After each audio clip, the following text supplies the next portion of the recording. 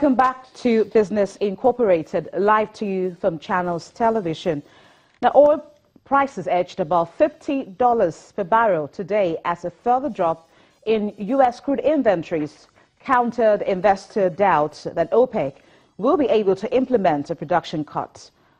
Crude inventories posted an unexpected drop of 553,000 barrels last week, and stocks of gasoline and distillates fell more than expected, raising hopes that a long-awaited market rebalancing is finally underway.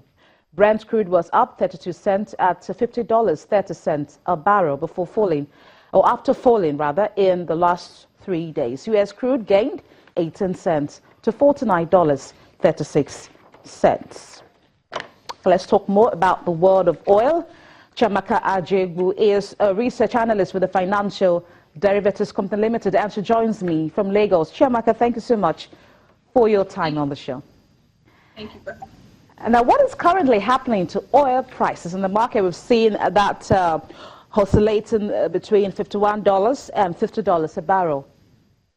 Yes, so like you said, the fall in U.S. inventories by over 500,000 barrels was able to support prices.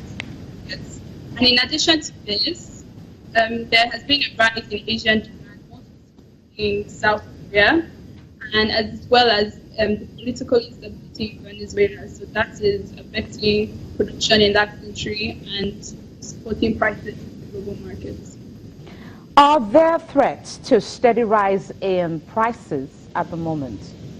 Yes. The obvious threat is the Iraqi resistance to the production cut deal.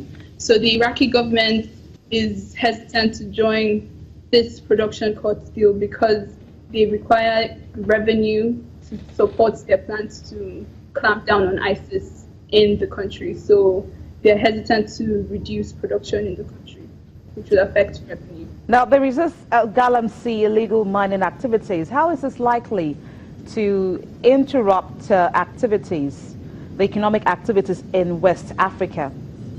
So Galamsey is just the term for illegal miners in Ghana. So these people are carrying out mining activities very close to the agricultural plantations, most specifically cocoa plantations.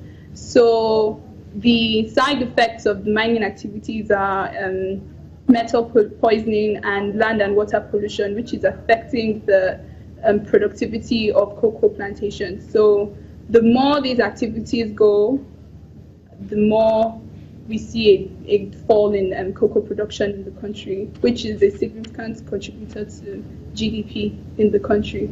So the economic revenue and activities being illegal miners. So what is your outlook for the energy markets?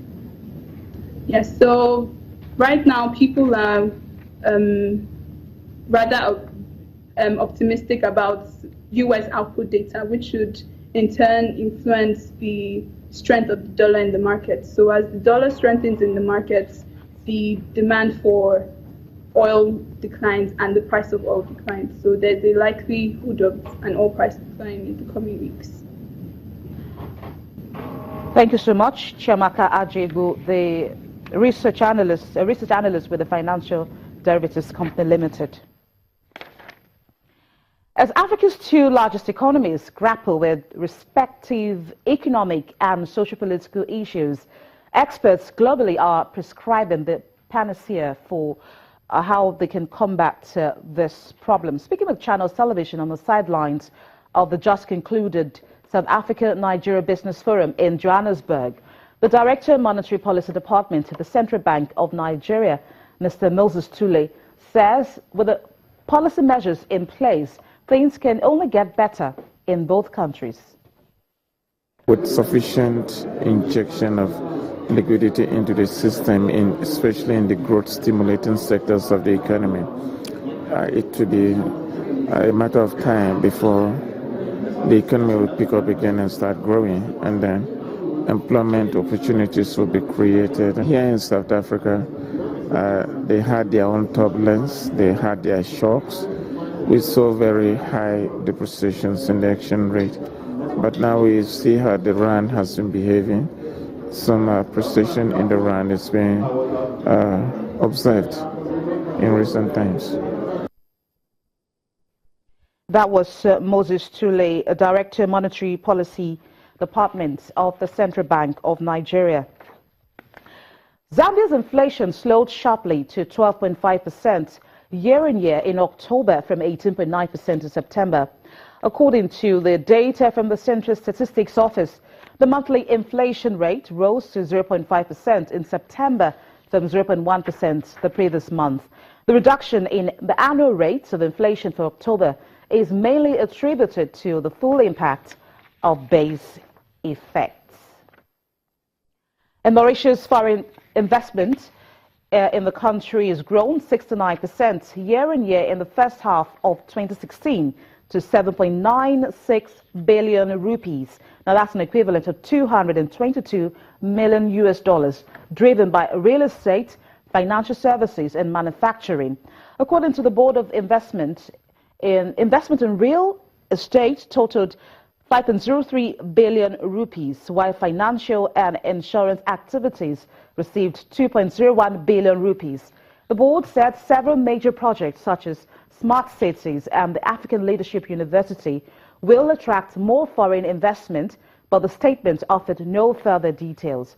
The Indian Ocean island nation is diversifying its economy away from sugar, textiles and tourism into offshore banking, business outsourcing, luxury real estate and medical tourism. And finally, on Business Incorporated, Ghana's producer price inflation fell to 9.7% year-on-year in September from 11.1% the month before.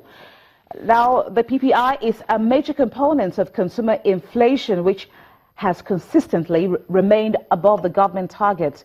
The West African commodity exporter signed a 3-year aid with the International Monetary Fund in April of 2015, aimed at restoring fiscal balance. And that brings us to the end of today's edition of Business Incorporated. Thank you so much for watching. We do appreciate your time with us. We hope to see you again, same time tomorrow. I am Bolaji Akinwale. Bye for now.